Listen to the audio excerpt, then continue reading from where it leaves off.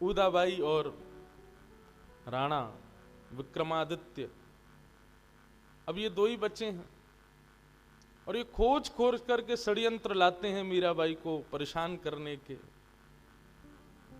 कैसे भी करके उनका भजन बंद हो। लेकिन भक्तिमती मीराबाई जैसे भारी तूफान में कोई मजबूत जड़ों से युक्त वृक्ष खड़ा रहता है, ऐसे मीराबाई डगमगा नहीं रही हैं अपनी स्थितियों से।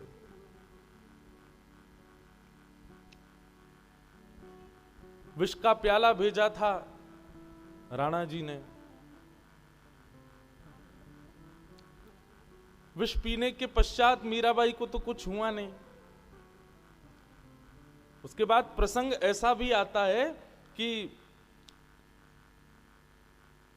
महाराणा ने उन वैद्य जी को बुलाया जिन वैद्य जी ने विष दिया था बना करके। विक्रमादित्य राजा ने बुला करके कहा कि वैद्य जी, आप तो कह रहे थे कि इस विष को सूंघने मात्र से मृत्यु हो जाएगी। बोले हाँ भगवान, बहुत बहुत कालकूट विष है। बोले कि विष पीने वाली तो नाच रही है, गा रही है, आनंद कर रही है, और आप कह रहे हैं कि इसको पीने से मृत्यु हो जानी है। बोले भगवान, मैं आपसे क्यों अपराध करूंगा आपके सन्मुख, मुझे मरना थोड़ी है। मैंने सच में कालकूट विष दिया था, इसको सूंघने मात्र से मृत्यु हो जाएगी। राणा जी ने किसी से कहकर के वो पात्र मंगवाया और उस पात्र में 1-2 बूंद विष बचा था, उसमें थोड़ा जल मिला करके और वैद्य जी को ही कहा तुम पियो इसको। वैद्य जी बोले भगवान मर जाऊंगा मैं। बोले जब मीराबाई को कुछ नहीं हुआ तो तुमको क्यों होगा, पियो इसको। वैद्य जी बोले भगवान, मेरे परिवार में अकेला मैं हूं कमाने वाला और कोई भी कमाता नहीं, ऐसा मत करो। राणा जी बोले या तो इसको पी लो, नहीं तो मैं तुम्हारी सर धड़ से अलग कर दूं। वैद्य जी ने सोचा मृत्यु तो होनी है, पीऊंगा तो भी मर जाऊंगा, नहीं पीऊं तो ये मार देंगे। इससे बढ़िया है भक्तिमती मीराबाई का उच्चिष्ट प्रसाद है, जल मिला करके पी गए। पीते ही शरीर नीला पड़ गया, मुख से झाग निकलने लगे, मृत्यु हो गई वैद्य की। ये दृश्य देख करके भी राणा सचेत नहीं हुआ।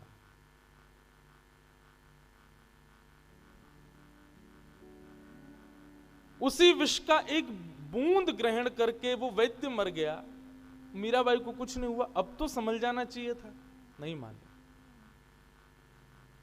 सेवकों से कहा जरूर ये जादूगर जादू सीख के आई है, कहीं से कुछ करके आई है, ऐसी है वैसी है, काला जादू करती है, उसी से ही इसकी रक्षा हो रही है और पता नहीं क्या हुआ है। कोई बात नहीं, अब इसको ले जाओ, इसके देह को इसके परिवार के लोगों को दे आओ।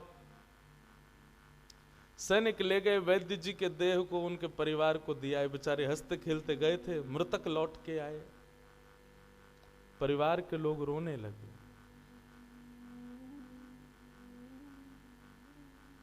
उनका रुदन सुनकर के एक संत ने पूछा क्या हुआ। बोले कि विष पिला दिया है हमारे पति को। संत ने कहा विष तो मीराबाई को भी पिलाया था, पर वो तो देखो स्वस्थ हैं। एक काम करो, इनको तुम भक्तिमती मीराबाई के पास ही ले जाओ। और परिवार के सब लोग रोते रोते अपने उस घर के सदस्य को, वैद्य जी को लेकर के भक्तिमती मीराबाई के सामने प्रस्तुत हो गए। एक ही है हमारे घर में सबको संभालने वाला, आप कृपा करो मीराबाई। मीराबाई ने जैसे ही उस वैद्य को देखा, वैद्य को देख करके मीराबाई अपने ठाकुर जी के सामने बैठ गई और बैठ करके तानपुरा पर छेड़ने लगी स्वरों को। भक्त वत्सल हो नाथ, आप तो सबकी पीड़ा हरते हो, क्या बिगाड़ा है इन्होंने नाथ, कृपा करो और अपनी कृपा के भाव से विश्वास जन्य प्रदान करो सबको। मीराबाई के पद गाते ही, पद के स्वर प्रस्तुत होते ही जैसे जैसे पद गाने लगी तैसे तैसे वो वैद्य जी जो नीले पड़ गए थे वो स्वस्थ होने लगे। देखते ही देखते सबके मध्य में वो वैद्य जी उठ करके बैठ गए और पूर्ण स्वस्थ हो गए। सब मीराबाई की जय जयकार करने लगे, पूरे मेवाड़ में मीराबाई की जय जयकार होने लगी। किसी ने जाकर के राणा जी को बताया, बोले कि वो वैद्य जी जीवित हो गए। राणा जी बोले जरूर वो विष था ही नहीं, मीराबाई भी नहीं मरी और वो वैद्य जो था वो सामने बैठकर लेट करके नाटक कर रहा था मेरे आगे कि मर गया ऐसे गला पकड़ करके। निश्चित वो विष था ही नहीं, तभी नहीं मरे हैं दोनों। बंधुओं, एक बात कभी कभी मन में आती है कि जब मीराबाई का चरित्र पढ़ रहा था, एक जगह एक और कथा आती है कि एक बार एक पास के नगर का मुगल, एक मुसलमान राजा का कोई सैनिक या उसका कोई सेनापति, उसने जब मीराबाई के बारे में सुना, रूप लावण्य सुना, उनके भाव को सुना, तो वह भी हिंदुओं का भेष धारण करके आया। भेष धारण करके आया, जैसे ही मेवाड़ पहुंचा, मेवाड़ आकर के उसने किसी से पूछा, बोले मंदिर कहाँ है? सबने रास्ता बताया, बोले वहां है। वहां देखा तो खूब सारे लोग बैठे थे, वहीं जाकर के वो मुस्लिम सैनिक भी बैठ गया। मीराबाई जैसे ही आई और आकर के कपाट खोल करके पद गाना प्रारंभ किया, पद सुनकर के सब आनंदित हो गए। और वो मुस्लिम सैनिक जो केवल उनको देखने के लिए आया था, उसके नेत्र भी बंद हो गए और नेत्र बंद होते उसके चित्त में एक अद्भुत भाव प्रेम उच्छलित होने लगा। जैसे ही पद विश्राम हुआ, एक साथ एक स्वर में जितने लोग बैठे थे सबने हाथ जोड़ के मानो निवेदन किया हो कि पुनः पुनः सुना दीजिए, ये विश्राम मत कीजिए। मीराबाई ने एक और पद सुनाया, मानो ऐसा लगता था कि पद कभी विश्राम ही ना हो, इनका स्वर कभी समाप्त ना हो। अंत में उससे रहा नहीं गया, बदल के तो रूप आया था, लेकिन तुरंत उठ करके गया और उठ करके उसने कहा, खुदा ने आपको बड़ा नाचीज अपना भाव दिया है। आपका स्वर सुनकर के मेरा मन रूपी मयूर नृत्य कर रहा है। और कुछ उर्दू अल्फाज ना चाहते हुए भी उसके मुख से जब निकले तो वहां बैठे जितने भी श्रोता थे सब चौंक गए, बोले ये कौन है? और उसने हीरे की एक सुंदर माला मीराबाई के चरणों में अर्पित कर दी। बोले कि मैं और तो क्या दूं, पर आपकी खूबसूरती, आपके स्वर और आपके भाव देख करके और तो कुछ नहीं है, बस ये मेरी एक वस्तु स्वीकार करें। मीराबाई बोली, हमारे ठाकुर जी पर खूब आभूषण हैं, आवश्यकता नहीं है। बोले ठाकुर जी के लिए नहीं, आपके लिए। बोले मैं तो धारण करती नहीं। उस मुगल सैनिक ने कहा, अब मैं तो अर्पित कर चुका, आप लो चाहे मत लो, बस कृपा करो, मैं आज धन्य हो गया। और ऐसा कहकर के वो तो वहां से चला गया। लेकिन कानापूसी होने लगी सब जगह। बोले कि अरे ये तो कोई मुगल था, रूप बदल करके आया था। बात राणा जी तक पहुंच गई। अब तो मीराबाई को नजरबंद कर दिया महल में, अब जाके दिखाओ कहां जाओ। आपसे मना करते हैं संतों के बीच में मत बैठा करो, आपसे मना करते हैं इतना बाहर मत जाया करो, मंदिर में मत गाया करो, अरे घर में ही रह लीजिए, पर आप मानती नहीं। देख लीजिए आज हमारे शत्रु देश का एक व्यक्ति आ गया रूप बदल करके। ये सब विषय देख करके बंधुओं मन में एक भाव आता है कि सब परिवर्तित हो रहे हैं, ये राणा परिवर्तित क्यों नहीं हुआ? उदाबाई भी परिवर्तित हो गई। धीरे धीरे धीरे धीरे मेवाड़ के सब विपक्षी लोग भी मीराबाई के पक्ष में आ गए। एक दूसरे जात का व्यक्ति वो भी मीराबाई का सत्संग सुनकर के वैष्णव सा होने लगा।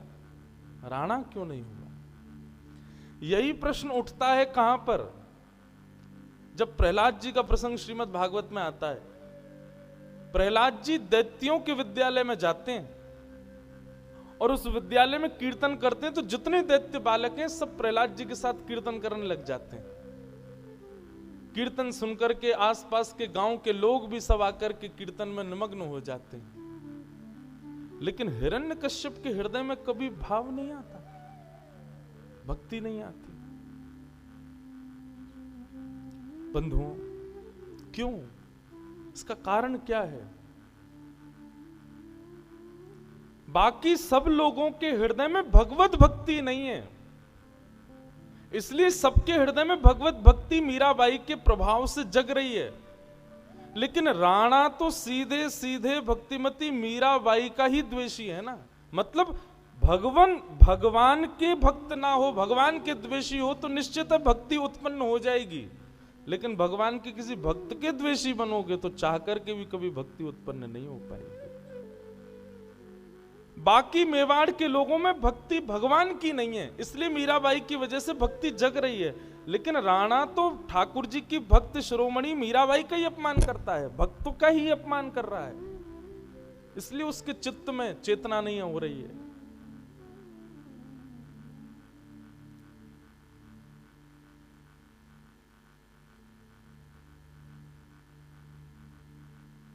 हमारे पूज्य नाना जी पंडित श्री कृष्णलाल शास्त्री जी, उनका एक संस्मरण पंडित जी सुना रहे थे कि वो जब कथा करते थे तो कहते थे कि भाई जो भी कीर्तन में पहुंचा उसने कीर्तन में जाकर के प्रहलाद जी के साथ कीर्तन किया, लेकिन हिरण्यकश्यप आया उसने कीर्तन क्यों नहीं किया? तो नाना जी एक उदाहरण देते, जैसे दीपावली पर आप लोग अपने घर के बाहर लाइट की लड़ लगा देते हो, जैसे स्विच ऑन करते हो तो 10, 15, 20 लाइट एक साथ एक तार से जुड़ी हुई सब जल जाती हैं, लेकिन उनमें से कुछ फ्यूज होती हैं, करंट होते हुए भी वो जलती नहीं है कभी। करंट जाता है लेकिन फिर भी नहीं जलती, क्यों? फ्यूज हो गई हैं, भीतर से ही खराब है। ठीक वैसे ही ये राणा आदि कुछ ऐसे जो संत हृदय से प्रेम नहीं करता, वैष्णवों से प्रेम नहीं करता, वैष्णवों को प्रणाम नहीं करता, ऐसा समझ लो उसका भाव फ्यूज है। फिर तो चाहे वो कितनी कथा सुन ले, कितना भी वैष्णव संग कर ले, कितना भी मंदिर चला जाए, उसके जीवन में परिवर्तन आने वाला है ही नहीं। इसलिए भैया ठाकुर जी से बैर कर लो चलेगा, लेकिन कभी भगवत भक्तों से बैर मत करना, नहीं फ्यूज हो जाओगे। फिर कभी भक्ति उत्पन्न हो नहीं पाएगी पुनश्च। मीराबाई भाव से रहती हैं। हिंदू वेश में दर्शन करने के लिए एक मुगल सैनिक आया, मीराबाई ने उस पर कृपा की। राणा जी ने पूछा कि आपने ये भी विचार नहीं किया कि वो एक मुगल है, तुरंत सूचना देनी चाहिए थी। बोले मेरे प्रभु विचार नहीं करते कि शरण में आया हुआ मुस्लिम है कि हिंदू है कि कौन है। अरे राणा कभी वृंदावन जाकर के देखो, वहां रसखान भी मिलते हैं जो भले ही जन्म एक मुगल खानदान में है लेकिन ठाकुर जी की भक्ति करते हैं। हमारे ठाकुर जी कैसे हैं? शरणागत की लाज तुमको, शरणागत की लाज तुमको, भांत भांत के चीर पुराए, भांत भांत के चीर पुराए, पांचाली के काज तुमको, शरणागत की लाज। प्रबल प्रेम के पाले पड़कर हरि को नियम बदलते देखा, अपना मान टले टल जाए पर भक्त का मान न टलते देखा।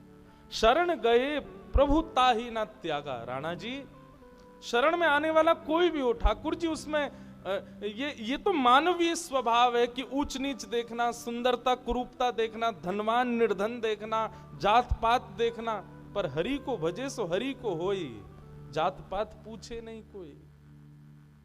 भले ही वो मुगल था लेकिन सत्संग में बैठा था, सुन रहा था, श्रवण कर रहा था, इसलिए वो हरि भक्त है। अब राणा को कहां समझ में आने वाली ये सब बातें। मन में विचार करने लगा, क्या करें कैसे करें। अब तो उदाबाई भी इन्हीं की भक्त हो गई है। तब एक दिन विक्रमादित्य राजा बैठा था। बंधुओं, ये राणा, महाराणा विक्रमादित्य नाम है उसका, इसलिए उसको राणा कहते हैं कई जगह। आज सुबह जब वैष्णव लोग कुछ मिलने आए तो एक प्रश्न उठा, महाराज जी कहीं हमने सुना, कहीं पढ़ा, गूगल पर ऐसा लिखा है कि भक्तिमती मीराबाई को विष उनके पति ने दिया था। ये गलत है।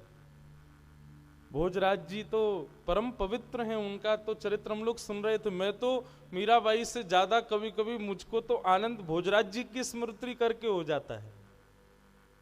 उनका जब उनका व्यवहार देख रहा था मैं मीराबाई के चरित्र में, मीराबाई की भक्ति में पुष्टता तो भोजराज ही लेके आए। यदि वे ही विपरीत होते तो शायद मीरा चरित्र पता नहीं कहां का कहां जाता, लेकिन वे अनुकूल थे मीराबाई के, इसलिए तो मीराबाई की इतनी मेवाड़ में मीराबाई ने विराज करके अपनी भक्ति को प्रधानता दी। ये तो महाराणा विक्रमादित्य है, मीराबाई का देवर, जिसने उन पर बहुत संकट किया। पर पुरुष कोई बात करता है मीराबाई से, ये समाचार जाकर के किसी ने दे दिया। राजा को जैसे ही ये बात पता चली, ये खबर पता चली, पहुंच गया। अर्धरात्रि का समय, गेट खटखटाने लगा मीराबाई के कक्ष का।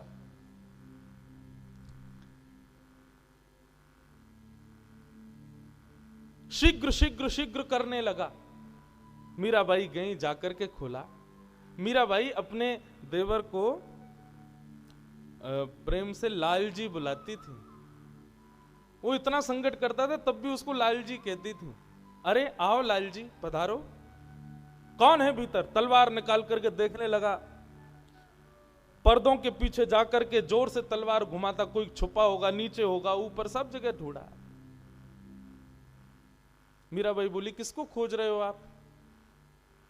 बोले, तुम्हारा पति कहां है? कौन है जिससे रात रात भर बैठ करके बातें करती हो? अच्छा, उनको ढूंढने आए हो? बोले हाँ।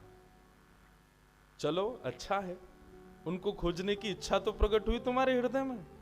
अरे मैं भी तो कब से खोज रही हूं, बचपन से ही खोज रही हूं। ऐसे नहीं मिलेंगे राणा जी, थोड़ा और प्रयास करना पड़ेगा, थोड़ा तपना पड़ेगा, थोड़ा और भाव में आना पड़ेगा, तब मिलेंगे। भाव से पुकारो, तलवार फेंको दूर। अरे तुमने सुनी कभी? जोशी जी कथा में सुनाते थे, यशोदा मैया छड़ी लेके भागती थी तो आगे आगे भागते थे, त्रिलोकीनाथ छड़ी से डर के भागता था। यशोदा मैया ने जैसी छड़ी फेंकी, सोई ठाकुर जी गोद में आकर के लग गए और आकर के मैया से बोले, मैया मुंह को या छड़ी से बहुत डर लगे। राणा जी पता है वो छड़ी क्या है? ये जितने भी आयुध है ना, ये सब अहंकार हैं। अहंकार को लेकर के मानव यदि उनके पास जाना चाहेगा, वो भागेंगे। अहंकार का त्याग करोगे तब वो आएंगे, तब तुमको नहीं जाना, वो अपने आप आ जाएंगे। लालन जी, इस अहंकार को त्याग दो पहले, तब खोजो, मिलेंगे क्यों नहीं।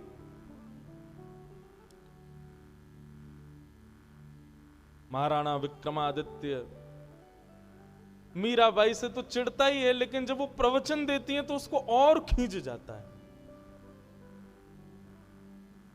बोले, ये बड़ी बड़ी बातें मेरे सामने मत किया करो।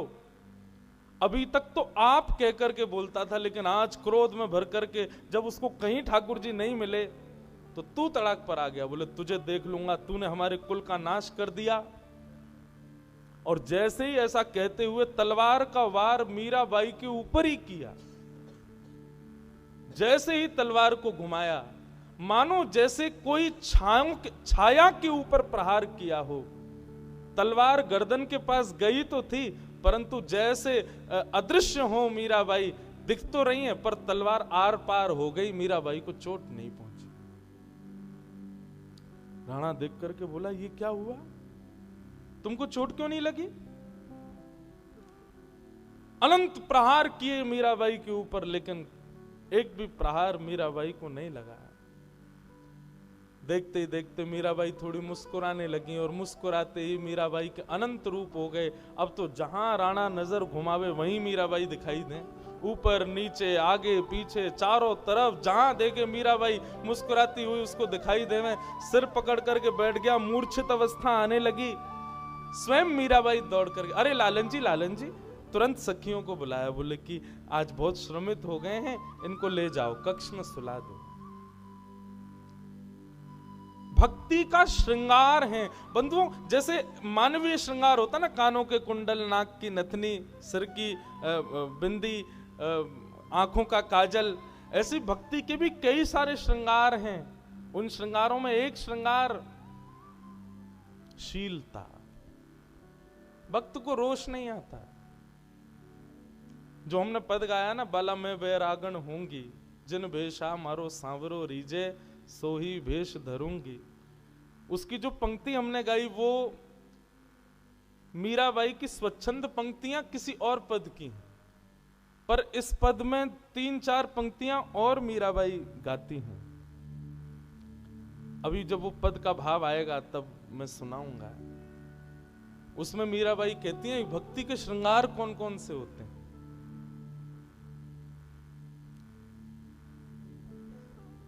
राणा जी को ले गए, मीराबाई को कोई छू भी नहीं पाया। मीराबाई फिर भी विराजी हैं।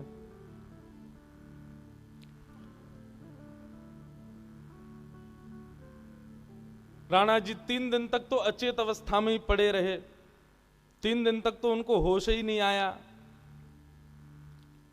3 दिन बाद जब होश आया तब उनकी मां ने समझाया, बोले कि अरे मीरा भक्त है, तू क्यों उसके पीछे पड़ा रहता है। बोले मां, अब आप भी उसके पक्ष में जा रही हो। वो जादूगर नहीं है, कहीं से काली विद्या सीख करके आई है और हमारे पूरे कुल का सर्वनाश करना यही उसका उद्देश्य है। आप समझ क्यों नहीं रही हो। हमारे भाई चले गए, पिताजी चले गए, बहन को भी अपने वश में कर लिया, सब जगह से हम लोग दुर्बल निर्बल होते जा रहे हैं। मेवाड़ जिसकी शान थी कि कभी किसी से हारा नहीं, अब वो दब करके रहने लगा। ये सब इसी की वजह से हो रहा है। आप क्यों नहीं समझ पा रही हो इस बात को। विनाशकालीन विपरीत बुद्धि, विनाश जब होने वाला होता है किसी का तो उसकी बुद्धि विपरीत हो जाती है। नहीं माना। एक दिन का प्रसंग आता है कि एक वन से शेर मेवाड़ में घुस आया। सैनिकों ने उसको बंदी बना लिया। राणा जी ने कहा इसको हमारे यहां राजपाट में ले आओ, वहीं पालेंगे, इसी से फिर आगे चल करके सबको दिखाने के लिए रहेगा कि देखो इनके यहां तो शेर भी पालतू। एक बार उसकी रक्षक करने वाले से थोड़ी चूक हो गई और वो शेर खुले पिंजरा पाकर के निकल गया और महल में प्रवेश कर गया।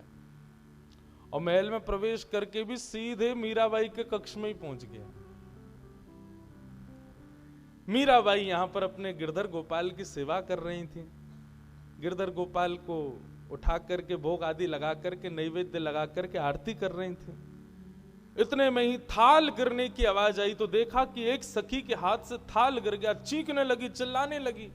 मीराबाई बोली क्या हुआ क्या हुआ। कांपने लगी, अब तो हिले भी ना, बस टकटकी लगा करके द्वार की ओर देखे। मीराबाई बोली क्या हुआ, कौन है द्वार पर। भाई साहब सिन्न आया है। बोले सिन्न। जाकर के जैसे ही मीराबाई ने देखा, एक दृष्टि पड़ते ही मीराबाई बोली ओहो जय हो, आज तो नृसिंह भगवान पधारे हैं द्वार पर। अरे पगली डर क्यों रही है, जल्दी जा, प्रभु पधारे हैं। थाल लेकर के, आरती का, तिलक का, सबका थाल लेकर के स्वागत करना है, नृसिंह प्रभु पधारे हैं। सखियों के तो हाथ पांव कांपे। बोले अरे डरती क्यों है, देख तो सही कितने कोमल सुकोमल, कुछ नहीं कहेंगे, जा थाल लेकर के आ। सखी डरती डरती थाल लाई और मीराबाई अपने हाथों से उनकी आरती करें, आरती करके सन्मुखी नैवेद्य पधरा दें। बोले बड़ी कृपा भगवान। जोशी जी कथा में सुनाते थे तब प्रहलाद जी को दर्शन देने के लिए आप पधारे। आपके रूप का जब वर्णन किया जाता तो मैं सोचती थी कि प्रहलाद जी को डर नहीं लगा आपको देख करके। पर आज आपका रूप देख करके लगता है कि नाथ, बस बताया जाता है कि आप बड़े रोष में दिखते हैं, लेकिन आप तो परम शीलवान हैं। मीराबाई उनसे ऐसे बात कर रही थी जैसे मानो प्रत्यक्ष ठाकुर जी आ गए हों, और उनको भोग नैवेद्य निवेदित करके आरती पूजा करके उनको विदा कर दिया। वो दौड़ करके गए, बाहर निकलते समय कुछ सैनिकों ने रोका तो उनको पंजे वंजे मार के मार दिया और जंगल की ओर भाग गए। सबने जाके राणा जी को बताया, बोले कि आज शेर छूट गया। मीराबाई के पास गया, लेकिन वहां बैठ के तो उसने आरती पूजा कराई, सैनिकों को मार गया। राणा जी की अब भी बुद्धि नहीं सुधरी। बोले कि मानव तो मानव, इसने जानवरों पर भी अपना काला जादू चलाना शुरू कर दिया है।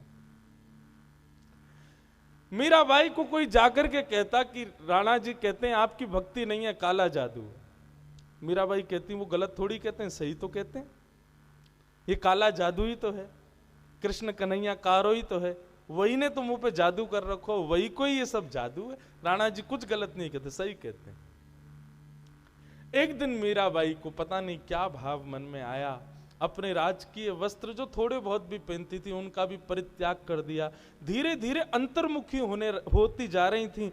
एक दिन अब सामान्य वस्त्रों में आ गई, बिल्कुल बैरागण सा वेश धारण कर लिया, श्वेत वस्त्र धारण कर लिए, सिर पर केवल एक टीका है, गले में केवल एक तुलसी माला है, सामान्य सरल सहज सा स्वरूप धारण कर लिया मीराबाई ने।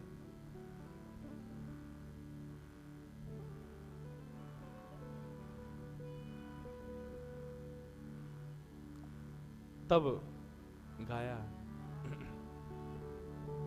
हो बाला मैं बैरागण हूँगी, मैं बैरागण हूँगी, मैं बैरागण हूँगी, मैं बैरागण हूँगी, मैं बैरागण। गाओ, हो बाला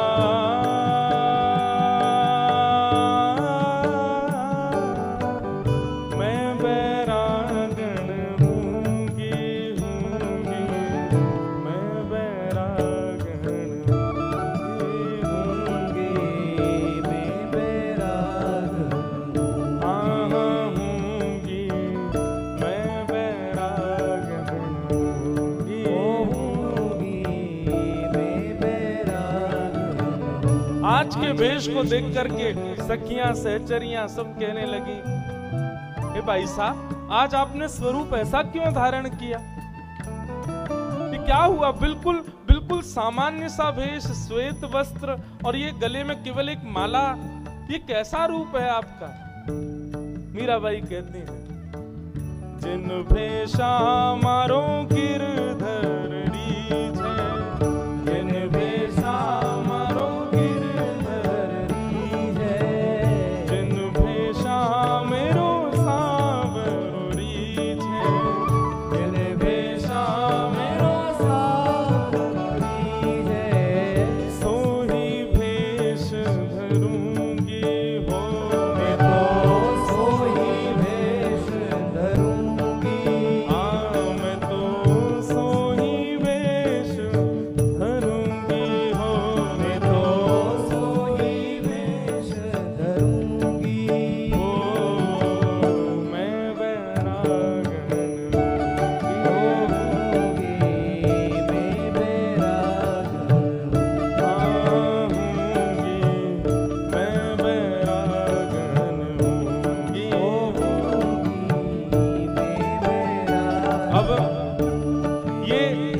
मीराबाई के शब्द क्या हैं कि एक भक्त का भेष कैसा होना चाहिए।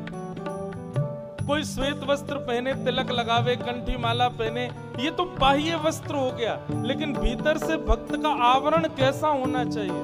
मीराबाई कहते हैं, शील संतोष धरो घट भीतर, शील संतोष धरो घट भीतर, समता पकड़ रहूंगी, समता पकड़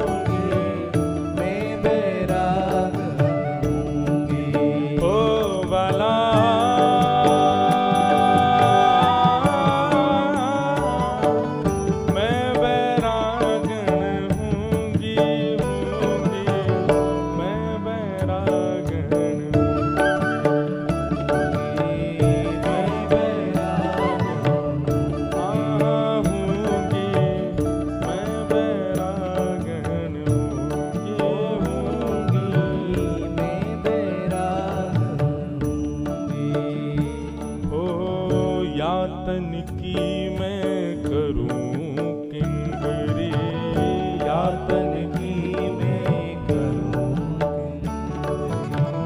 रसना नाम कहूंगी, रसना नाम कहूंगी।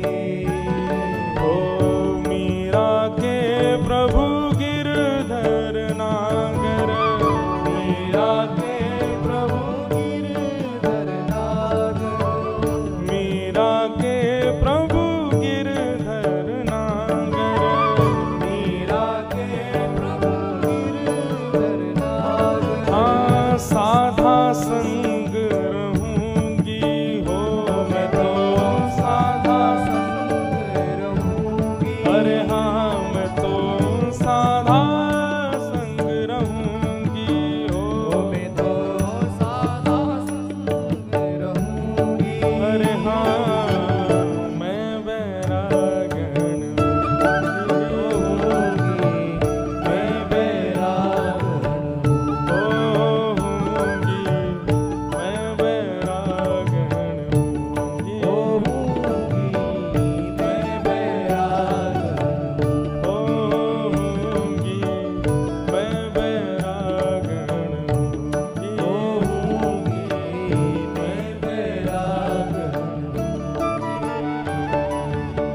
वैरागण भेष धारण कर लिया मीराबाई ने।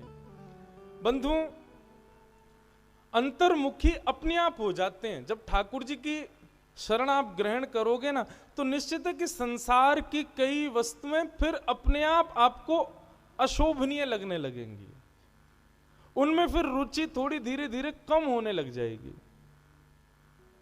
जो पहनना, खाना, पीना जैसा जैसा प्रिय लगता है, ठाकुर जी की भक्ति जादिन से चढ़नी शुरू होगी, वादिन से धीरे धीरे उनके प्रति रुचि का भाव कम होने लग जाएगा। ये निश्चित है। मीराबाई धीरे धीरे पूर्ण अंतर्मुखी सी हो गई। अब राणा जी ने एक और षड्यंत्र रचा, और अब की बार षड्यंत्र कुछ ऐसा रचा कि मीराबाई को राजमहल से निकाल करके एक भूत महल था, वहां भेजो, इनको वहीं रखो, भूत प्रेत रात रात भर डराएंगे, अपने आप खत्म हो जाएंगी। लेकिन भेजें कैसे? तो मंत्रणा कैसी बनाई? सुंदरता मंत्रणा ऐसी बनाई। मीराबाई एक दिन सब घर की रानी वास में बैठी थी, सब लोग वार्ता कर रहे थे। जो मीराबाई के विपक्षी थे, उनमें से किसी ने चर्चा शुरू की, बोले कि अरे हमारे संबंध में एक लड़की है, उसको भूत आ गए हैं, ये भूत कैसे आ जाते हैं? मीराबाई अचानक ही बोल पड़ी, जो लोग भजन नहीं करते, ठाकुर जी का ध्यान नहीं करते, अच्छे काम नहीं करते, भगवत संत सेवा नहीं करते, ये बुरी आत्माएं उनको परेशान करती हैं। आप अपनी उस घर की कन्या को कहो कि खूब भगवत भजन किया करे, कोई भूत भूत कुछ नहीं करेगा। तभी एक बोली, अच्छा मीरा, तो लगता है कि तुम पर भी कभी भूत आक्रमण नहीं करेंगे? मीराबाई बोली, अरे भूत भूत ये सब तो उनके पीछे पड़ते हैं, भजन बिन नर मर गट के भूत। जो भजन नहीं करते उनके पीछे पड़ते हैं, मेरे पीछे क्यों पड़ेंगे? तभी दो चार कुछ मीराबाई की उम्र की जो घर की कुछ रानियां थीं, वो बैठ गईं आकर के मीराबाई के पास, बोली, पता है तुमको, हमारे चित्तौड़ में भी एक भूत महल है, हम कभी गई नहीं है, लगता तो बड़ा सुंदर है, लेकिन जाने की बड़ी इच्छा है। मीराबाई तुम चलो ना हमारे साथ, तुमसे तो भूत भागेंगे, हम तुम्हारे संग देख आएंगे अंदर से महल।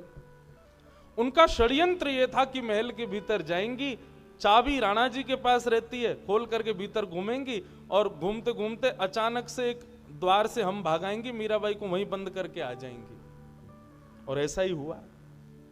भीतर गई, महल में सब पीछे पीछे चल रही थी मीराबाई के छुपते हुए। मीराबाई बोली, कोई डरने की बात नहीं है, भीतर ऊपर चलते हैं, वहां जाकर के खूब कीर्तन करेंगे, तो यहां भी जितने भी भूत प्रेत आत्मा होंगी सब मुक्त हो जाएंगे।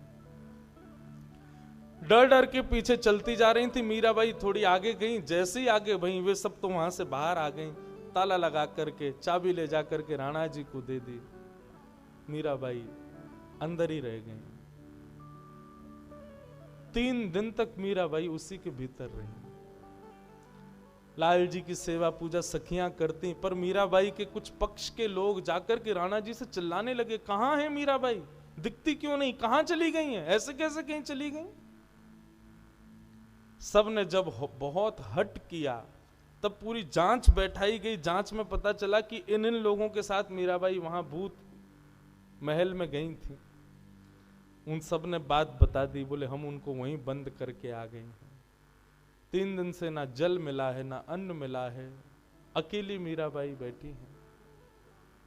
सब लोग गए दौड़ करके, ताला खोला, भीतर जाकर के अंदर एकांत में जब देखा तो उस भूत महल के भीतर पद्मासन में ध्यान लगाए हुए भक्तिमती मीराबाई एकाग्र रूप से बैठी। जाकर के जब उनके श्वास देखी, उनकी नब्ज देखी, तो अभी जीवित अवस्था है, सब चल रहा है, वे तो ध्यान में बैठी थी। मीराबाई को चेतना आई। चेतना आते ही उनसे पूछने लगी, तुम लोग कहां चली गई थी, मैं तुमको ढूंढ रही थी।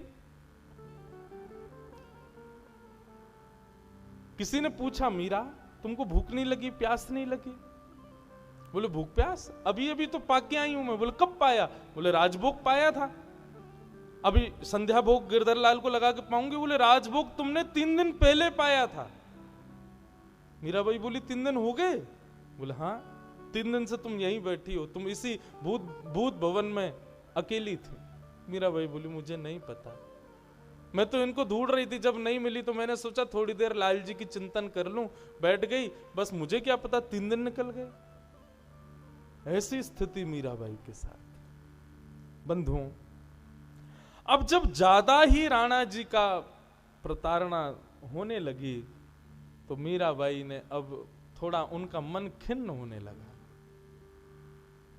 बंधुओं, आप लोग पूछते होंगे, मन में आता होगा, मेरे मन में भी आया कि मीराबाई पहले ही क्यों नहीं चली गई, अपने मायके चली जाती, वहीं जाके रह लेती, क्यों रह रही थी, क्यों राणा के इतने भावों को स्वीकार कर रही थी? 2 कारण बंधुओं। पहला कारण तो मीराबाई ये चाहती थी कि सब बदल रहे हैं, धीरे धीरे राणा जी भी बदल जाएं, ये भी भगवत भक्त हो जाएं, उसके लिए भले ही मुझे पीड़ा सहनी पड़े, लेकिन कभी ना कभी तो इनको विश्वास लाल जी पर होगा, कभी तो इनके हृदय में वो भक्ति प्रकट होगी, इसलिए मीराबाई रुकी हुई है। और दूसरा कारण, क्योंकि भोजराज को वचन दिया था कि मेवाड़ में भक्ति को प्रकट करना है, संतों का आगमन हो गया है, मंदिर बनने लगे हैं, वैष्णव जन अब मेवाड़ आने लगे हैं। मीराबाई उस अपने कर्तव्य को पूर्ण कर रही हैं कि मुझे भक्ति यहां पर प्रकट करनी है, इसलिए मीराबाई रुकी। परंतु अब मीराबाई को लगने लगा कि जितना मैं चाहती थी संभव हो चुका है, परंतु अब ये बार बार के आ रही पीड़ाएं मुझे अनुभव नहीं होती, लेकिन मेरे तन को तो होती है ना। तब भक्तिमती मीराबाई ने एक ब्राह्मण के द्वारा पत्र लेकर के गोस्वामी तुलसीदास जी के पास भेजा, और पत्र में गोस्वामी जी से पूछा, स्वस्ति श्री तुलसी कुलभूषण दूषण हरण गुसाई, बार ही बार प्रणाम करूं अब हरऊं शोक सुखदाई, घर के स्वजन हमारे जेते सबन उपाधि बधाई, साधु संग अरु भजन करत मोहि देत कलेश महाई, बालपन में मीरा कीनी गिरधर लाल मिताई, सो तो अब छूटत नहीं क्यों हूं लगी लगन बलिनाई, मेरे मात पिता सम तुम हो हरि भक्तन सुखदाई, मोको कहाँ उचित करिवो अब सो लुखियो समझाई, मीराबाई ने पत्र लिखा। पत्र में अपने भाव में सब लिख दिया। बाल्यकाल में माता पिता ने इन्हीं को ही मेरा पति बताया, तब से मैं इनको अपना प्रियतम मानती हूँ। अब आप ही बताओ गोस्वामी जी, बालकाल से की गई भक्ति अब कैसे छूट सकती है? मेरे माता पिता सब आप हो। मैं आपसे पूछना चाहती हूँ कि अब मुझे क्या करना चाहिए? या तो मैं अपने कर्तव्य का निर्वहन करके यहीं रहती रहूं, इन लोगों की पीड़ा सहती रहूं, या फिर जो आप आज्ञा करें मैं वो करने को तैयार हूं। एक ब्राह्मण के द्वारा ये पत्र गोस्वामी जी को चित्रकूट भेजा मीराबाई ने। मीराबाई का पत्र लेकर के गोस्वामी जी ने पत्र लिख करके मीराबाई के लिए भेजा। ब्राह्मण ने आकर के पत्र मीराबाई को दिया।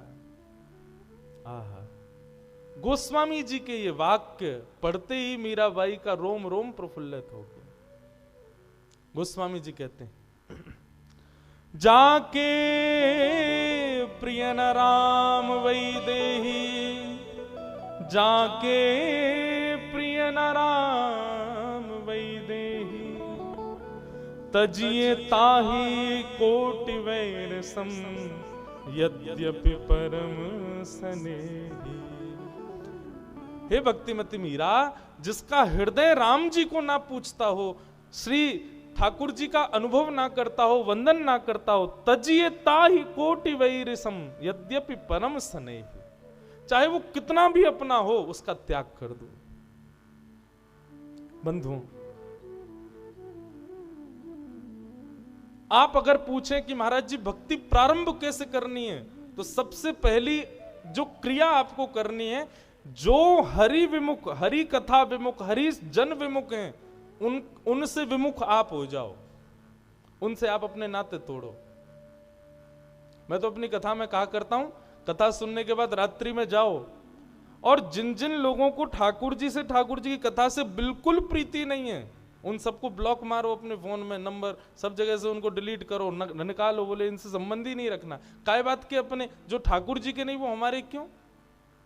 गोस्वामी जी ने कहा चाहे कितना भी स्नेही हो, ठाकुर जी का बैरी है तो उससे संबंध नहीं रखना।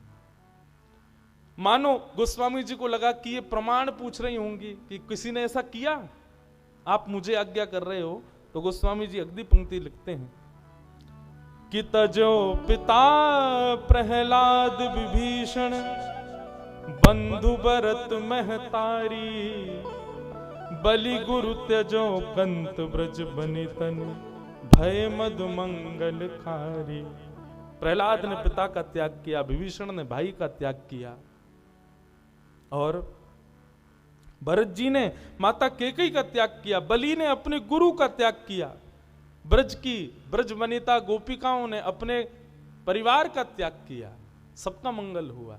मीराबाई, जिसने भी भगवत विमुख लोगों का त्याग किया उसका मंगल ही हुआ है, आप भी करो।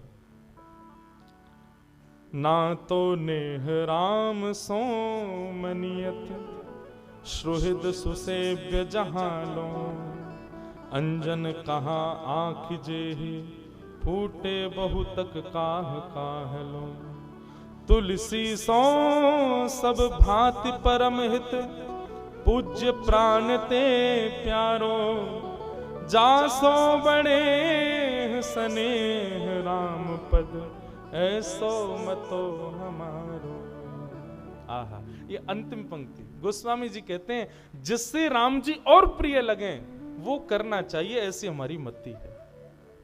दूषित लोगों का त्याग करो मीराबाई।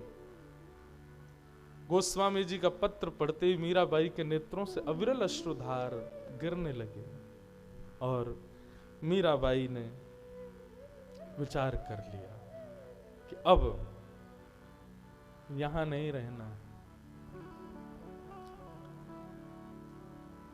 भोजराज के साथ विवाह करके जिस चित्तौड़ में मीराबाई पधारी, भक्ति का सागर लेकर के, आज मीराबाई उसी चित्तौड़ को त्याग करके अब जा रही हैं।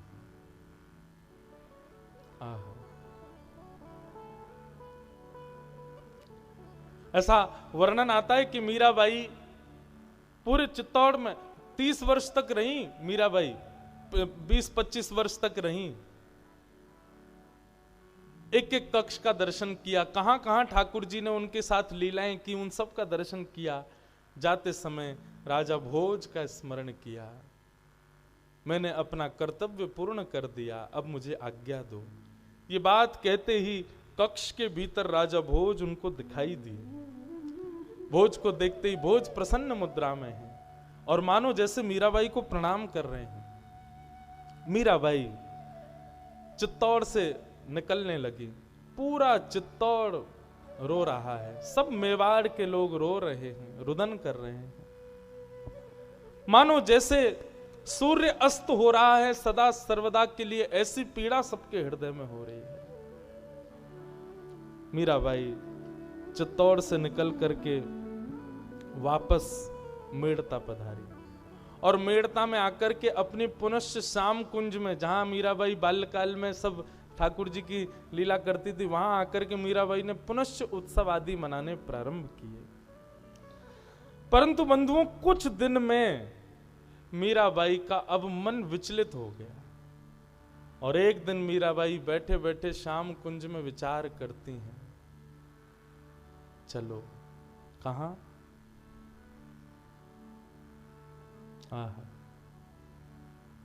चला वाही देश, कहो तो जहां श्याम सुंदर विराजते हैं वहां।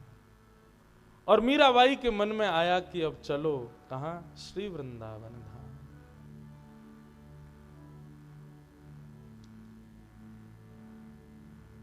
चलो रे मन श्री वृंदावन धाम, चलो रे मन श्री वृंदावन धाम, चलो रे मन श्री वृंदावन धाम, श्री वृंदावन धाम, चलो रे मन श्री वृंदावन धाम, चलो रे मन श्री वृंदावन धाम, चलो रे मन श्री वृंदावन धाम, चलो रे मन श्री वृंदावन। मीराबाई बंधुओं, आज जैसे ही चित्त में आया कि चलो वृंदावन धाम, तो मीराबाई बहुत रोई। सखियों ने आकर के पूछा, आप रो क्यों रही हैं? मीराबाई बोली, मैं इसलिए रो रही हूं, इतने दिन से मेरे मन में क्यों नहीं आया कि मैं वृंदावन चलूं। इतनी पीड़ा विपत्तियां मैं सहती रही, कितनी बार मन में आया कि मेड़ता आ जाऊं, लेकिन मुझे इस बात की ग्लानि हो रही है, कभी मेरे चित्त में यह भाव प्रकट क्यों नहीं हुआ कि मैं वृंदावन चलूं। तभी एक संत मीराबाई, अच्छा मीराबाई अब जहां जाती है संत वैष्णवों की टोली संग चलती है। तभी एक संत बोले, हम बताएं क्यों नहीं आई? बोले क्यों? बोले इतने दिन से ठाकुर जी तुमको याद कर रहे थे, लेकिन मीराबाई अब तुमको श्री जी ने याद किया है, अब तुमको वृंदावनेश्वरी श्री राधा रानी याद कर रही हैं। और जैसे ही सुना वृंदावनेश्वरी हमारी किशोरी जी याद कर रही है, मीराबाई नाचने लगी। श्री वृंदावन धाम, चलो रे मन श्री वृंदावन धाम, चलो रे मन श्री वृंदावन धाम। वृंदावन में यमुना किनारा, वृंदावन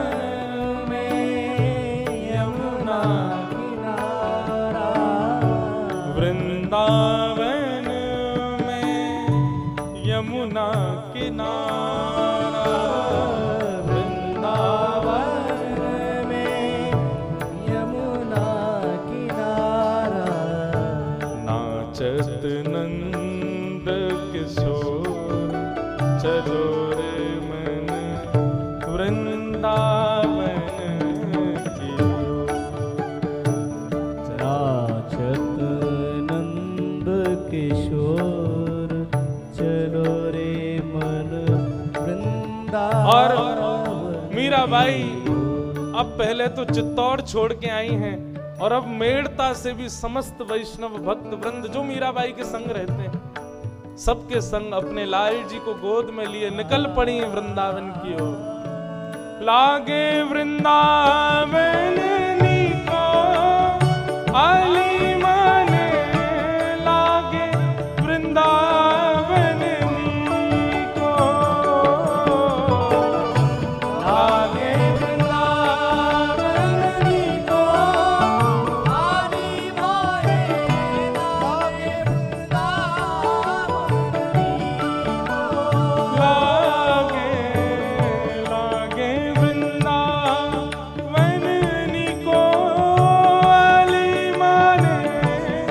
लागे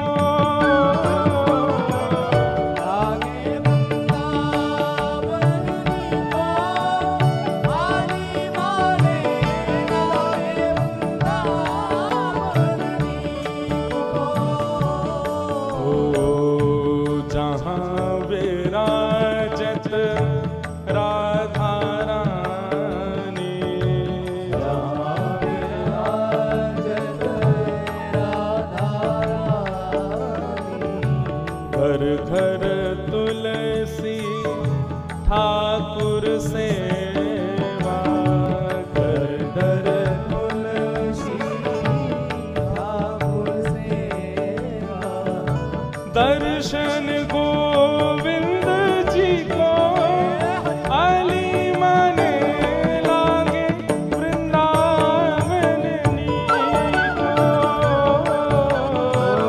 दर्शन गोविंद जी को आली माने, लागे वृंदावन नीको। ऐसे नहीं, करताल बजा के गाओ। लागे वृंदावन नीको आली मोहे, लागे वृंदावन नीको, लागे वृंदावन नीको आली माने, बोल वृंदावन धाम की जय हो।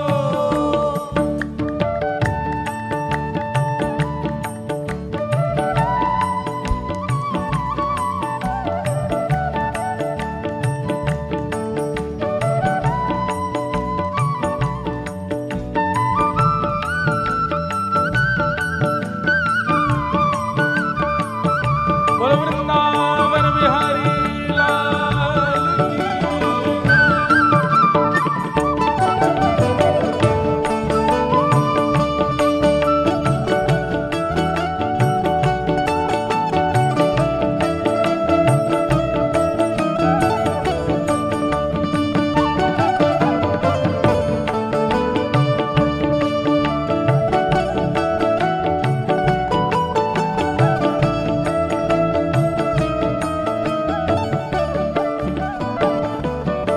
ओ निर्मल नीर बहत यमुना को, निर्मल नीर बहत यमुना को, निर्मल नीर बहत यमुना को, निर्मल नीर बहत यमुना को, भोजन दूध दही को आली महे, लागे वृंदावन नीको, भोजन दूध दही को आली महे, लागे वृंदावन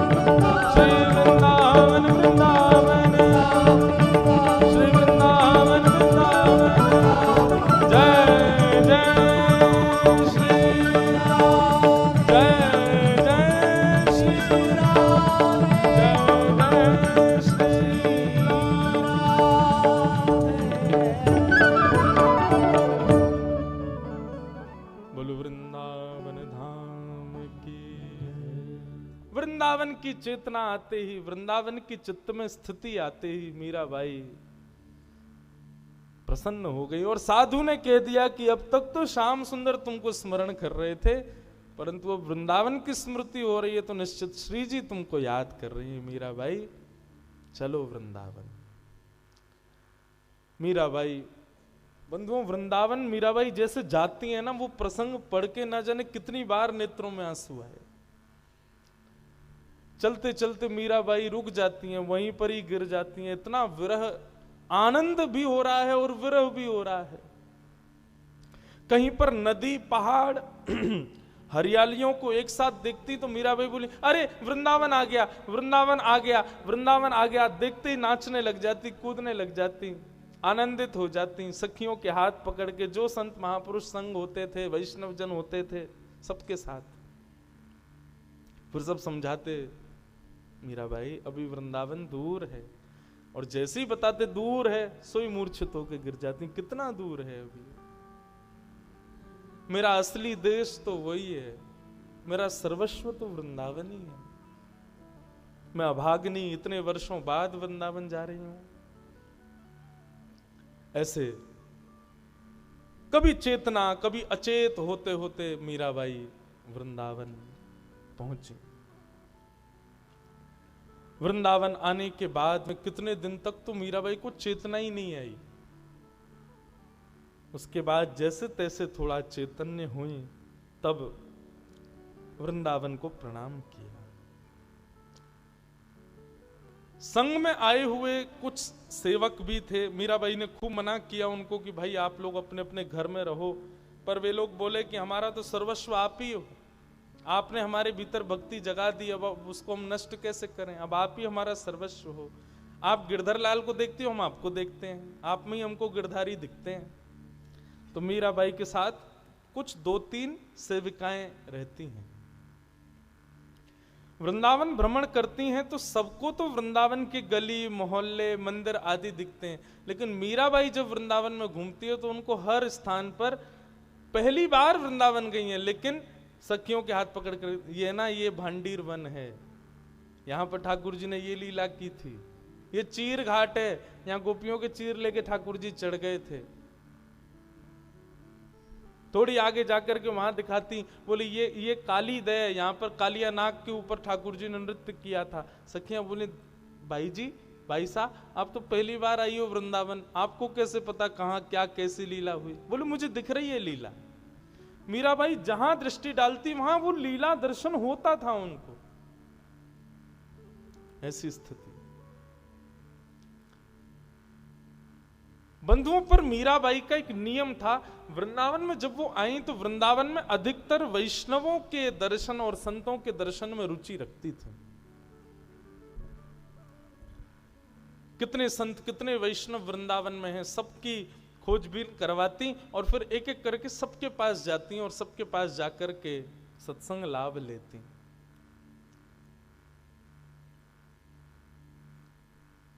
चैतन्य महाप्रभु की परंपरा में श्री जीव गोस्वामी पाद वृंदावन में विराजते थे। मीराबाई को जब पता चला कि इतने श्रेष्ठ संत विराजते हैं तो मीराबाई दर्शन करने गई। जैसी दर्शन करने गई तो द्वार पर कुछ सेवकों ने मीराबाई को रोक दिया। मीराबाई बोली, मैं महाराज जी का दर्शन करना चाहती हूं, आपकी आज्ञा हो तो मैं आ जाऊं भीतर। सेवक जन भीतर गए। भीतर जाके बोले, महाराज, एक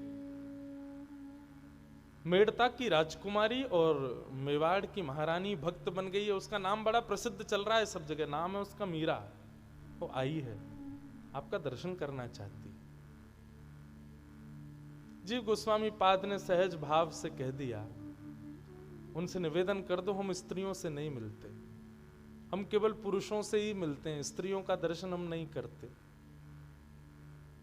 सेवकों ने बाहर आकर के कहा, क्षमा प्रार्थी हैं, पर हमारे गुरुदेव का प्रण है कि वो स्त्रियों से नहीं मिलते, आप कृपा कर प्रस्थान करें। मीराबाई ने जैसे ही सुना तो मीराबाई कुछ नहीं बोली, बोले अच्छा चलो अच्छा हुआ, एक संशय मेरा दूर हो गया यहाँ आकर। भले ही महाराज जी का दर्शन मुझको नहीं मिला, लेकिन एक संशय मेरे अंदर का निकल गया। सेवकों ने पूछा कैसा संशय? बोले क्योंकि मुझे हमेशा लगता था वृंदावन में एक ही पुरुष है, श्री कृष्ण, बाकी सब तो स्त्रियां हैं, बाकी सब तो गोपियां हैं। पर आज मेरे हृदय का संशय दूर हो गया, नहीं, वृंदावन में एक और पुरुष है, जीव गोस्वामी पाद। चलिए अच्छा हुआ, पता चला कि वृंदावन में और भी कोई पुरुष है। क्योंकि मैंने तो यह भी सुना था कि यहां पर जब महादेव आए, देवादिदेव महादेव आए, तो वो भी गोपी बन करके आए, इसलिए गोपेश्वर बन के बैठे। चलो पता तो चला कि श्री कृष्ण के अलावा और कोई भी पुरुष है। अब ये सब बात मीराबाई बोल रही थी, भीतर बैठे जीव गोस्वामी सुन रहे थे। जैसे ही उन्होंने ये शब्द सुना, भजन खूब करते थे, ठाकुर जी को खूब स्मरण करते थे, पर चित्त में एक अपूर्णता सी लगती थी। लेकिन आज देखा नहीं है, बाहर से केवल स्वर सुनाई दिया मीराबाई का। ये भाव सुनते ही मानो उनको ऐसा लगा मेरा भजन पूर्ण हो गया, मेरी समस्त सेवा आज लाभकारी हो गई। चित्त में एक अत्यंत प्रसन्नता सी अनुभूति होने लगी। जीव गोस्वामी पाद ने अपने वर्षों की जो नियम था स्त्रियों को ना देखने का, उसको तोड़ने का प्रण ले लिया और कहा ये आज मेरे नेत्र खुल गए। मैं वृंदावन में इतने वर्षों से रह रहा हूं, मैंने आज तक मन में विचार नहीं किया कि यहां तो सब गोपी हैं, यहां तो केवल कृष्ण ही पुरुष हैं। मैं उपेक्षा करता रहा, ना जानी कितनी स्त्रियों के आज तक दर्शन ही नहीं किए। परंतु आज इस बालिका ने मेरे चित्त के भाव को खोल दिया। आज अपने इस प्रण को तोड़ूंगा और सबसे पहले इस बालिका को ही देखूंगा। और जीव गोस्वामी बाहर आए और आकर के मीराबाई का दर्शन किया। स्वर सुनकर के जब हृदय में इतना आनंद हुआ, तो सोचो दर्शन करके तो जीव गोस्वामी पाद ने प्रणाम ही कर लिया मीराबाई को। प्रणाम जैसे किया, मीराबाई घबरा गई, बोले नहीं नहीं नहीं भगवान, आप प्रणाम मत करो, आप मुझे पाप मत चढ़ाओ, मैं आपको प्रणाम करती हूं। जीव गोस्वामी पाद अब कुछ कह नहीं पा रहे, होठ फड़फड़ा रहे हैं, नेत्रों से आंसू गिर रहे हैं। बंधुओं, सच्चा गुरु उसे जानो जिसके सामने जाकर के जिज्ञासा उसको देखते ही खत्म हो जाए। किसी को देखने के बाद भी जिज्ञासा प्रकट हो रही है, तो समझो अभी उसके प्रति विश्वास आपका प्रकट नहीं हुआ, उसके वाणी के प्रति विश्वास नहीं आया। कई बार होता है, हम संतों से मिलने के लिए जाते हैं, मन में सोच के जाते हैं कि ये पूछेंगे ये पूछेंगे ये पूछेंगे, लेकिन उनके सामने बैठते भूल जाएं कि हम क्या पूछने आए थे, तो समझना आपका विश्वास पक्का है। जीव गोस्वामी पाद ने कहा, कृपा होगी आप हमारी भजन कुटी में यदि अपने चरण पधरा दोगी। मीराबाई बोली, ऐसे शब्दों का प्रयोग मत कीजिए, मुझे बहुत कष्ट हो रहा है। मैं कोई श्रेष्ठा नहीं हूं, ये सब तो पता नहीं क्या ठाकुर जी हमारे ऐसी लीला करते हैं, इतना यश करवा देते हैं, लेकिन मुझे इन सब की कामना नहीं। भगवान, मैं तो आपके दर्शन को पधारी, आप आगे चलो, मैं आपके पीछे चलूंगी, बालिका हूं, मुझे आगे चलने का अधिकार नहीं है। और जीव गोस्वामी इशारा करते हुए मीराबाई को अपनी कुटिया में लेके आए। कुटिया में बैठ करके वृंदावन की कुछ लीलाओं का थोड़ी देर स्मरण हुआ। तब मीराबाई से जीव गोस्वामी पाद ने निवेदन किया कि कुछ सुनाइए। तब उन्होंने एक पद गाया, मैंने परसों के कथा के प्रारंभ में वो पद गाया था, अब हरि नाम लो लागी, गौर कृष्ण की दासी मीरा, रसना कृष्ण बसे। ये पद गाकर के मीराबाई ने आनंदित किया सबको। वृंदावन में मीराबाई सुख से विराज रही हैं। एक दिन बंधुओं पी लो, एक घटना हुई मीराबाई के साथ, बहुत ध्यान से सुनिएगा। मीराबाई के साथ में जो 2-3 सहचरी रहती थी, उनमें एक का नाम था चंपा। मीराबाई रात्रि में सोई थी, अपने लाल जी की सेवा अर्चना करके। वृंदावन में कहां कहां गई, क्या क्या देखा, किन किन से मिला, ये स्मृति करते हुए मीराबाई सोती थी।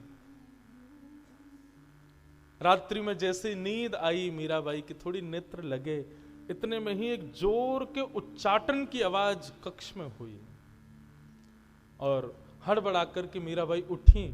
उठ करके जैसे ही उन्होंने बगल में देखा तो जो 3 दासियां साथ में थी उनमें चंपा नाम की एक दासी,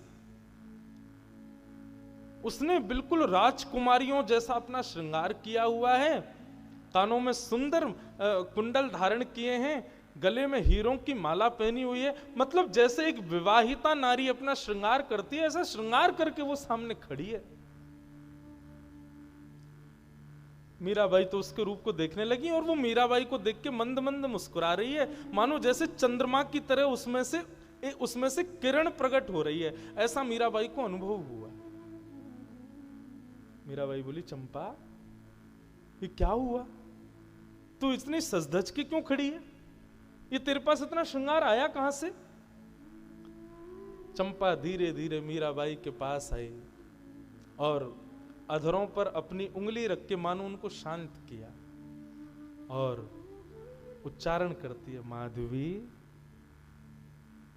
चल मेरे साथ। ये मुझे माधवी क्यों कह रही है? चंपा तुझे क्या हुआ, तू मुझे माधवी क्यों बोल रही है? चंपा ने फिर उंगली रखी, बोले मतलब शांत रहो, चलो मेरे साथ। और मीराबाई का हाथ पकड़ करके चंपा आगे आगे चल रही है। सेवा कुंज में रहती थी मीराबाई, हमारा पुराना घर सेवा कुंज में ही है। जिस भवन में मीराबाई रहती थी उस कक्ष के जैसे ही बाहर मीराबाई आई चंपा के साथ अर्धरात्रि का समय, तो वृंदावन जैसा वो देखती थी वैसा दिख नहीं रहा था और जैसा उनकी अनुभूति में आता था वैसा भी नहीं था, कुछ अलग ही था। जैसे वायु स्पर्श करती है वैसे मीराबाई के कान में मानो कृष्ण, माधव, गोपाल, मधुसूदन, हरि ये सारे नाम स्पर्श कर रहे थे। अनंत गोपियां कृष्ण की चर्चा करती हुई यहां से वहां घूम रही थी, हाथ पकड़ करके चंपा आगे आगे चल रही थी। तभी एक नव कुंज के अंदर मीराबाई को अपने हाथ से लेकर के चंपा जैसे ही पहुंची, उस कुंज में 2 अत्यंत सुंदरी गोपियां वो चंपा के पास गईं और जाकर के बोली, अरे उसका कोई पूर्व नाम था, उस नाम से उच्चारण करके कहा, आ गई तू, बड़े दिन में आई है। और ये, अरे ये तो माधवी है ना हमारी। बोले हाँ माधवी है। सब जाकर के माधवी को गले लगाने लगे। मीराबाई बोली, ये कौन है, सब मुझे गले क्यों लगा रहे हैं, मुझे माधवी क्यों बोल रहे हैं?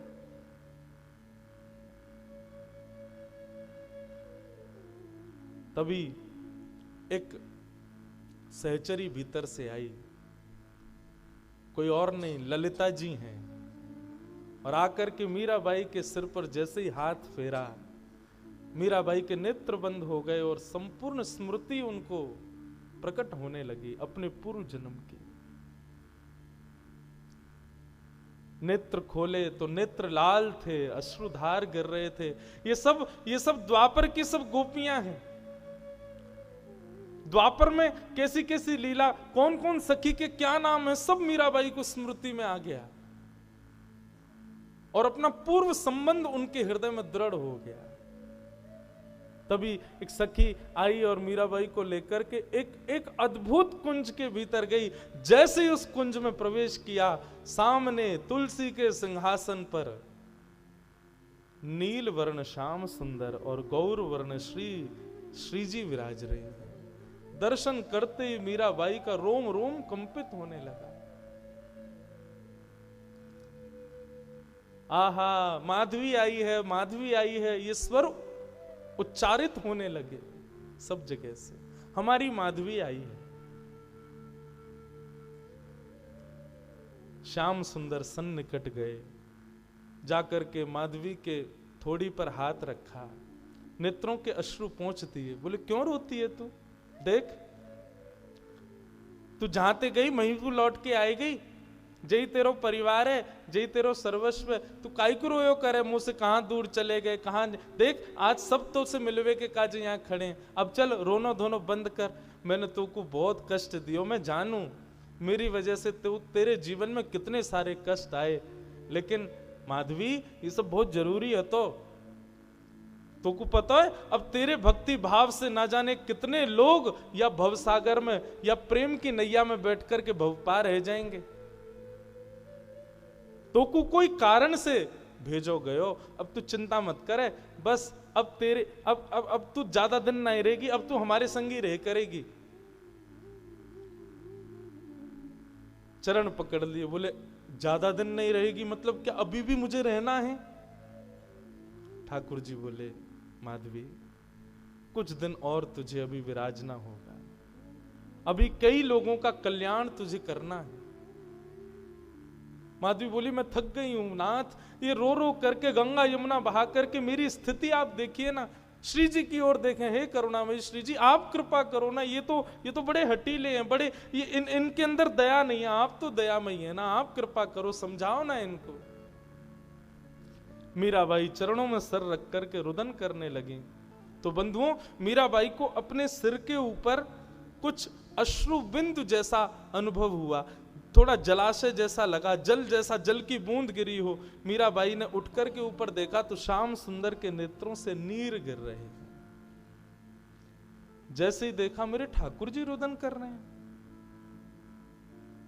मीराबाई बोली आप मत रोइए, आप जो कहेंगे मैं करूंगी, आप कहेंगे जितने दिन रहना है मैं रहूंगी, जितनी पीड़ा सहनी है सहूंगी, सब सहूंगी, आज के बाद कभी नहीं कहूंगी कि आप मुझे मिलो, मुझे दिख जाओ, मुझे वापस बुला लो, नहीं नहीं नाथ मैं कुछ नहीं कहूंगी। आपकी अगर राजी है कि मैं रहूं नीचे वहीं सब क्रिया करूं, पीड़ा सहती रहूं, मैं सहूंगी, पर आपके मुखमंडल पर ये इस प्रकार के भाव मैं नहीं देख सकती नाथ, मेरे प्राण निकल जाएंगे।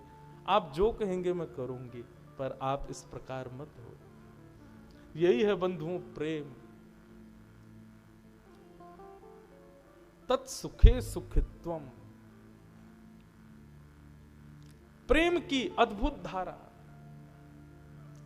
श्री भरत जी महाराज गए राम जी को ले जाने के लिए वापस अयोध्या। चित्रकूट जब पहुंचे तो सब कुछ भरत जी के पक्ष में था। भरत जी ने जितने भाव कहे सब भाव से सब रीझ गए, सब राजी हो गए कि नहीं राम जी को वापस जाना चाहिए। भरत जी ने राम जी से कहा भगवान आप राजा की आज्ञा मान करके, पिता की आज्ञा मान करके वन में आए हैं, तो जिन्होंने आज्ञा दी थी अब उनके तो प्राण निकल गए, उनके स्थान पर मैं बैठा हूं, तो एक प्रकार से अयोध्या का राजा मैं हूं, तो अब का राजा आपको आज्ञा कर रहा है वापस चलो। जब सारे पक्ष भरत जी के पक्ष में हो गए तो राम जी तैयार हो गए, ठीक है चलते हैं वापस।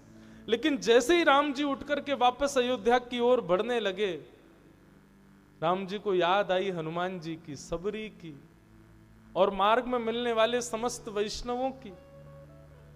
ठाकुर जी बोले रावण को मारना मेरा उद्देश्य नहीं है, जितनी देर में लक्ष्मण अपनी पलक झपकता है यदि मैं सोच भर लूं तो रावण के प्राण निकल जाएं। लक्ष्य तो हमारा वैष्णवों से मिलना, संतों पर कृपा करना, चित्रकूट के लोगों पर कृपा करना, ये उद्देश्य है। अब वो पूर्ण नहीं हो पाएगा। और भरत जी की बात मान करके जैसे ही राम जी चलने लगे तो राम जी के चेहरे पर एक शुष्कता आ गई।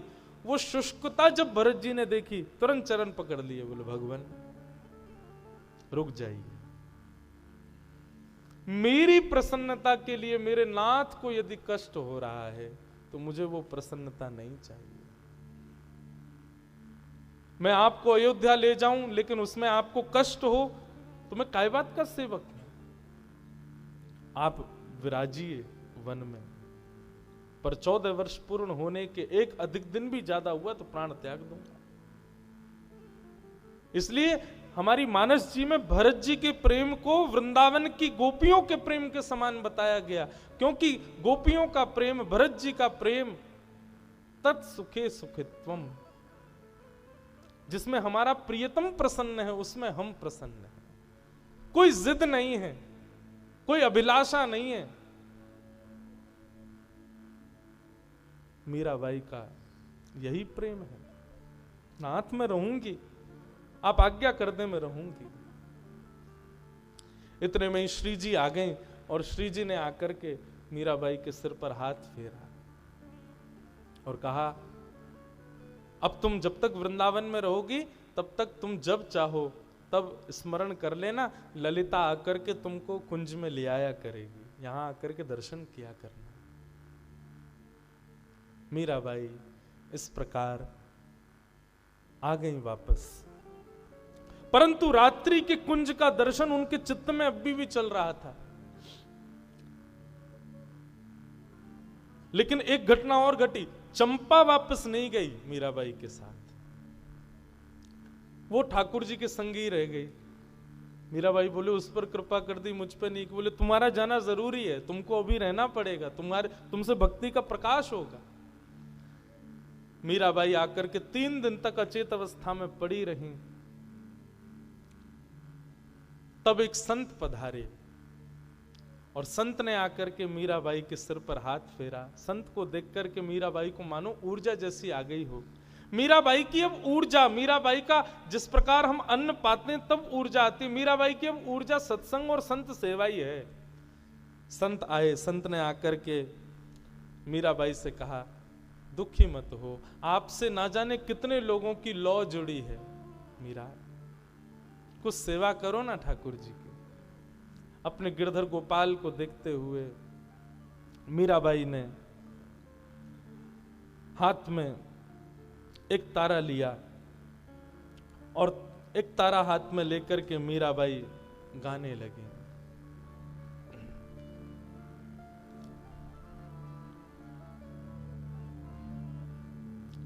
चाकर रहे सू बाग लगासू, नित उठ दर्शन पासू, वृंदावन री कुंज गलन में हरि की लीला गासू, श्याम मने चाकर राखो जी, श्याम